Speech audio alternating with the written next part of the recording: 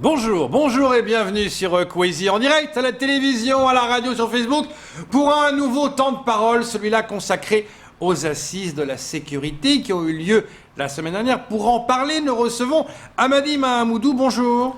Bonjour Léonard, bonjour Kamar. Vous êtes président du groupe de la majorité de la mairie de Mamoudzou et vous êtes là justement pour faire ce bilan sur ces 2 jours. Qu'est-ce qui en est ressorti de plus important ? D'abord, bonjour à tous ceux qui nous regardent et qui nous écoutent.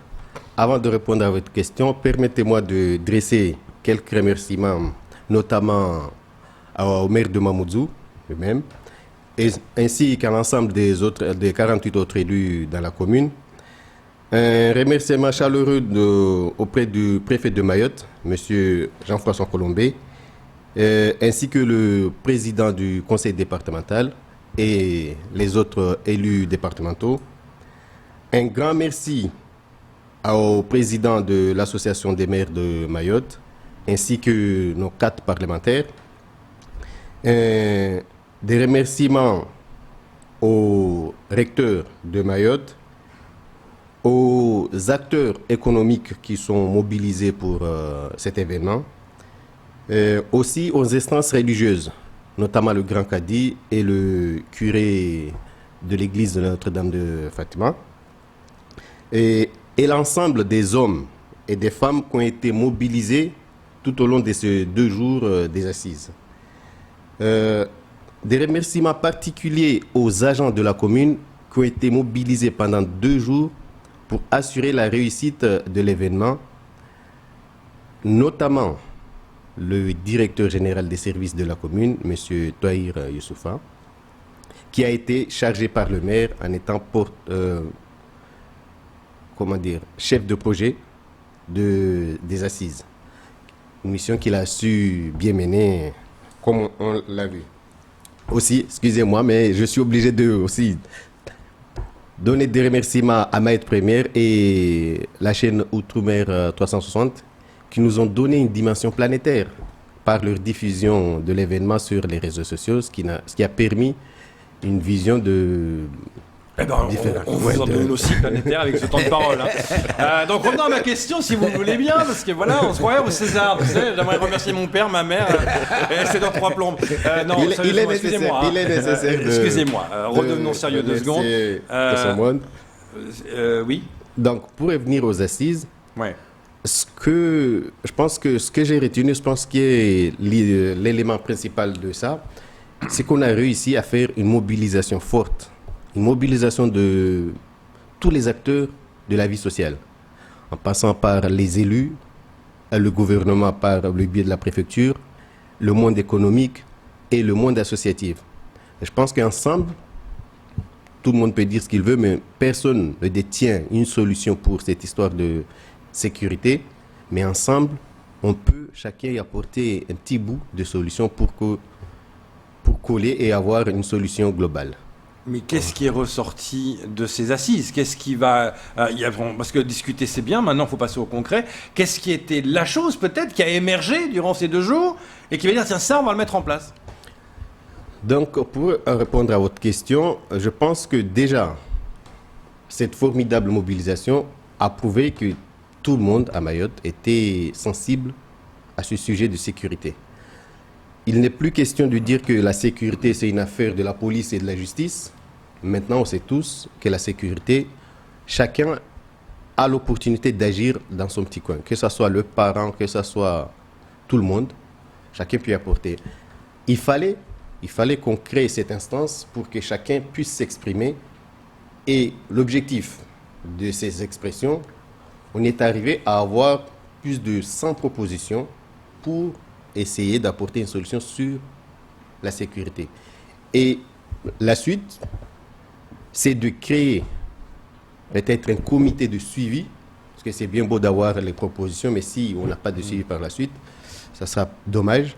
Donc, créer ce comité de suivi, là, d'ici décembre, le 7 ou le 8 décembre, on va avoir le rapport final de toutes les propositions, créer le comité de suivi pour pouvoir les déposer auprès du gouvernement, à la personne du président de la République, et puis justement le comité ici qui veille à ce que telle action a été Donc, mise en place. les actions seront déposées, les propositions d'action, d'ici début décembre, c'est ça? Non, on les a début décembre et à partir de décembre, voire janvier.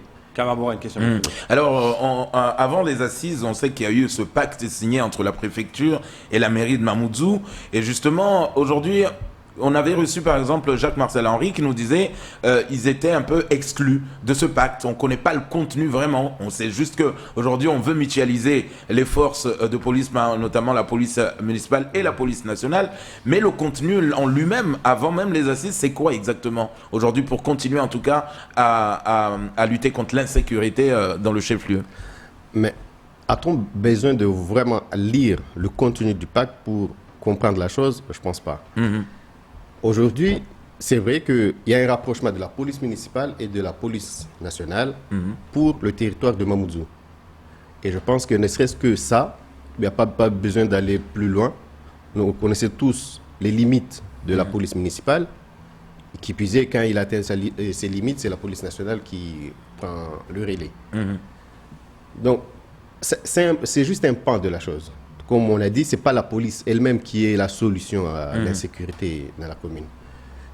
Donc, des assises, il y a eu d'autres propositions autres que, disons, les forces de l'ordre. Donc, c'est de pouvoir assembler toutes ces idées-là et qu'on puisse nous-mêmes apporter la solution. Parce que, quelque part, jusqu'à là, il y a toujours eu des événements autour de la sécurité. Mais si on regarde bien, on pourrait croire que souvent, il y avait une déconnexion entre les instances étatiques qui travaillent d'un côté, après les instances de la société civile et autres qui travaillent de l'autre. Et avec ces assises, justement, c'est de pouvoir mobiliser tout ce monde pour qu'on ait un document commun. Et à partir de là, pouvoir travailler et apporter des solutions. Donc pour le pacte en lui-même, s'il y a un élu, comme mon cher collègue Jacques Marcel, qui le veut, je pense qu'il doit être accessible, il n'y a qu'à le demander, on pourra lui donner. Alors on sait que, bien sûr, la sécurité, c'est quelque chose, d'où le maire, en tout cas pendant sa campagne, avant son élection, voulait absolument, en tout cas, mettre le paquet dessus. Mais on l'a vu, ça continue aujourd'hui, Mamoudzou, beaucoup de gens ont peur de sortir. Et ce qui revient souvent, en tout cas, par rapport à l'opinion publique, c'est que on connaît ces jeunes, ils sont identifiés. Est-ce que là aussi, en tout cas, la mairie aujourd'hui va prendre le problème à bras-le-corps et dire on peut aller jusqu'à toucher en tout cas les parents, la famille, parce que ces jeunes-là sont connus aujourd'hui? Vous avez raison. Là, concernant le territoire de Mamoudzou, je pense que nos jeunes, qu'on va qualifier de fouteurs de troubles, la plupart sont connus. La plupart, c'est des amis, des amis, des amis, des amis. Mais souvent, on est confronté à ce que ce soit une bande qui, grosso modo, bloque l'entrée Enfin, ils filtrent ceux qui veulent, avec qui ils veulent discuter. Mais par les tissus associatifs, les amis des amis des amis, on arrive à les toucher. Et aujourd'hui, la première des choses, c'est justement de mobiliser toutes les personnes autour de ces jeunes pour pouvoir échanger avec eux, voir des problèmes. Mais les discussions, d'accord, mais quand on voit, par exemple, quand il y a eu 2 jours d'assises à la sécurité, et qu'on voit le mardi soir, les émeutes en petite terre, des jeunes qui ont envoyé des cocktails Molotov sur une pizzeria. Je veux dire, à un moment donné, on parle de sécurité, vous remerciez beaucoup de monde, vous dites qu'il y a des trucs, et dans les faits, excusez-moi, ça fonctionne pas. Il y a eu ça mardi, il y a eu ce week-end des agressions à Tsunzu pour piquer des motos en lançant des pierres. Il y a des gens qui sont victimes d'agressions tous les jours. Et ils ont dit, ça sert à quoi ces assises? Mais attention, les assises, si les assises étaient la solution pour la sécurité, je pense que tous les jours, on se mettrait avec des assises. Là, nous, on est face à un problème. On est face à un problème d'insécurité. Et rester inerte en disant ça va passer, on attend que Allah nous fasse tomber la solution, je ne pense pas que c'est la bonne attitude. Aujourd'hui, on commence par les assises, mais justement par la suite, on a proposé beaucoup de propositions, plus de centaines. Vous avez dit une centaine de propositions. Donc, du jour au lendemain, je veux dire, là, les assises ont eu lieu, disons, la semaine dernière, la semaine dernière. Bien sûr. cette semaine, ces actions-là, ils sont même pas encore récapitulés pour faire un résumé. Donc, on est en train de faire le travail et malheureusement, l'insécurité et tous les actes de vandalisme et autres, ils ne s'arrêtent pas. Mais quand vous dites ils ne s'arrêtent pas aux ouvertures des assises. Non, ça, je suis d'accord, mais c'est une réalité. Quand vous dites qu'il y a une centaine qui sont là, on va faire un résumé, on va monter ça, 7-8 décembre, on va poser des choses. C'est pas un peu trop lent, tout ça? Parce qu'il faut agir vite. Les gens ont besoin d'actions rapides. Il y a eu des sécurités, souvenez-vous, en Petite Terre, il y a une année déjà, la sécurité, résultat, ça n'a pas fonctionné. Là, les gens deviennent de plus en plus sceptiques par rapport aux sécurités. Ne faudrait-il donc pas aller plus rapidement dans les décisions, dans les propositions? Je comprends bien. Moi-même, je suis de Kawini. Je pense que même sur vos antennes, il y a quelques années, plus de 6 ans, avant même le mandat qui vient de passer, j'étais là à crier tout le temps qu'on est face à un problème à venir. Face à un problème à venir. Et les actions, on n'en a pas vu beaucoup. Du coup, aujourd'hui, nous, ça fait quelques mois qu'on a été élus à la commune de Mamoudzou. Et tout de suite, on prend à bras le corps le taureau et on y va. Mais malheureusement, fatalement, ça va prendre du temps. Les actions que nous voulons mener vont prendre du temps. Ce n'est pas des assises le lendemain que les solutions sont là. Et les solutions, comme on a dit, ce n'est pas que la mairie qui va... Non, c'est clair. C'est justement nous... C'est pour ça qu'il y a eu l'ensemble de tout le monde. On veut que l'ensemble de tout le monde puisse agir. Et là-dessus, je pense qu'il va falloir avoir besoin du temps. Et aussi que on arrive à mobiliser tous les acteurs ensemble. On a déjà pas mal d'associations avec lesquelles on travaille pour toucher ces jeunes-là. Mais moi, je dis qu'aujourd'hui, en fait, le problème, c'est qu'il y a un décalage. Je le répète souvent, le Maoré est en perte de repère. Nous, on a été élevés avec un système Shawnee et avec des codes vraiment respectifs, avec des répressions qui ne passeront pas au niveau des droits de l'enfance. Mais ça a permis que nous soyons des hommes sur le droit chemin. Aujourd'hui, on ne peut plus faire la même chose. Moi, j'ai été élevé dans cette méthode, je ne peux pas élever mon enfant dans comment on m'a élevé. Du coup, je me retrouve à adapter. Ça veut dire qu'on est devenu trop laxiste, selon vous? Ça veut dire qu'on est devenu trop laxiste? Ça veut dire qu'on a trop protégé l'enfant à tel point de ne pas... Parce que des fois, c'était trop violent, peut-être, mais... Non, je ne dirais pas ça qu'on a protégé l'enfant, mais ne serait-ce que même la façon, la méthode d'éducation, elle a évolué. Et peut-être qu'on a du mal, nous, parents, aujourd'hui, à adapter comment nous, on a été élevés. Et élever nos enfants aujourd'hui, on se trouve sur un mix de quelque chose auquel on n'arrive pas à trouver la solution. Et en plus de cela, aujourd'hui, s'ajoutent aussi les arrivants, les nouveaux arrivants. Et tout ça a fait un cocktail explosif, Nali.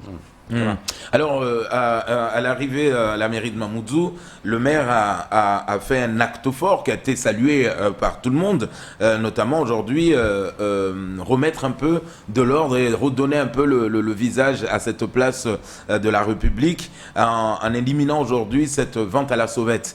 Est-ce que là aussi, ça peut rentrer dans le cadre de vouloir aujourd'hui, en tout cas, enlever tous l'insécurité qui tournait autour du marché, mais également de la place de la République? Est-ce que là, le maire va continuer dans ce genre d'acte fort, en tout cas, plébiscité par la population? Je pense que le maire a montré qui il était et comment lui, il voyait gérer son mandat pendant les 6 ans. Donc, nous, on a comme ambition, on a pris des engagements sur la propriété. Donc, les actions qui ont eu lieu sur la place publique, on les accorde plus sur la propriété. La zone, elle était limite. Pour un touriste qui débarquerait dans l'île, la zone était limite. Du coup, on a pris les arrêtés nécessaires pour évacuer et rendre propre. L'idée, c'était, au-delà de la sécurité, c'était déjà rendre propre la zone. Donc, et là, on est en travaux pour pouvoir étendre la propriété dans l'ensemble de la commune. On connaît tous des zones où justement les gens vendent comme ils peuvent et on travaille pour proposer des solutions mieux adaptées à ce genre d'activité. Alors on le sait qu'aujourd'hui, on l'a entendu pour ces assises, le maire veut également augmenter le nombre de policiers municipaux, augmenter le nombre de caméras de surveillance dans le Grand Mamoudzou. Mais on l'a vu, on a vu des jeunes qui ont été capables de scier des poteaux où il y a une caméra de surveillance. Est-ce que là aussi, ces caméras vont être protégées maintenant? Parce qu'il fait l'éclairage, c'est bien, mais il y a des zones d'ombre où aujourd'hui il faut ramener la lumière et les caméras.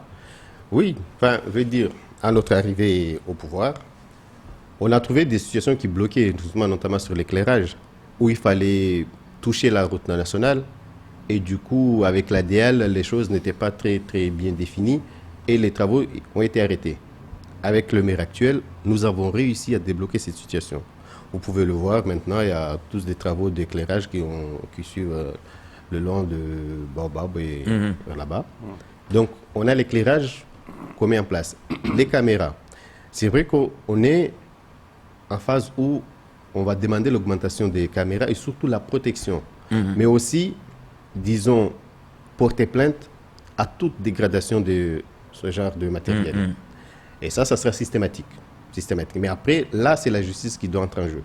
C'est plus la mairie qui peut punir directement les jeunes délinquants, mais ça sera à la justice d'agir. Mais nous, on fait cet effort d'augmenter les caméras.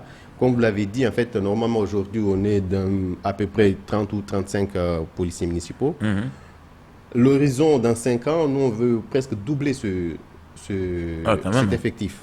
Donc, l'idée, justement, c'est d'avoir les forces nécessaires pour pouvoir agir dans la commune. Et, justement, peut-être dans le temps, éradiquer ce fléau d'insécurité, de délinquance. Là, ça fait rêver, éradiquer ce fléau de délinquance. Vous pensez qu'on va vraiment y arriver à Mayotte? Parce que certains disent que c'est trop tard. Il y a beaucoup de gens les gens disent, mais les assises, arrêtez de vous asseoir, quoi. Agissez. Non.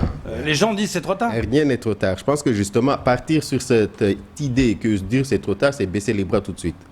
Et je pense que non, c'est plus avec la municipalité actuelle, c'est pas notre façon de faire. Au contraire, nous on se met à l'affront et on résout les problèmes. En tout cas, on tente de les résoudre. Ils sont résolus, ils ne seront pas résolus, mais on aura agi.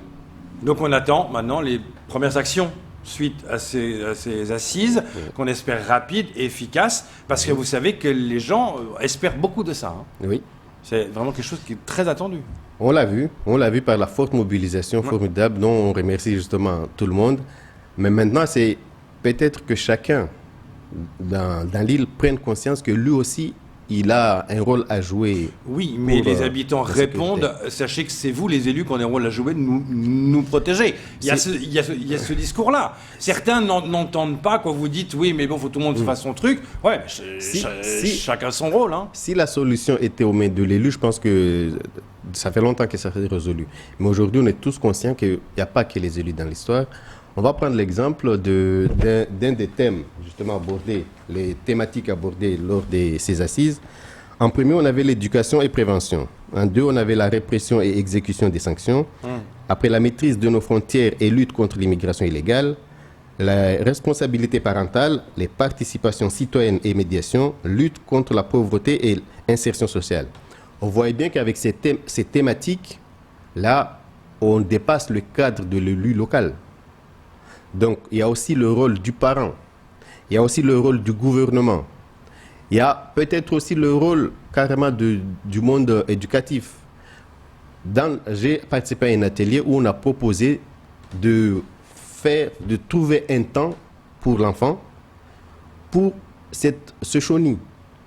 Nous, on a ça en fait dans les gènes que le chenille nous a quand même sauvés. Et quand tu réussis au chenille, sincèrement, tu réussis aussi dans les études laïques.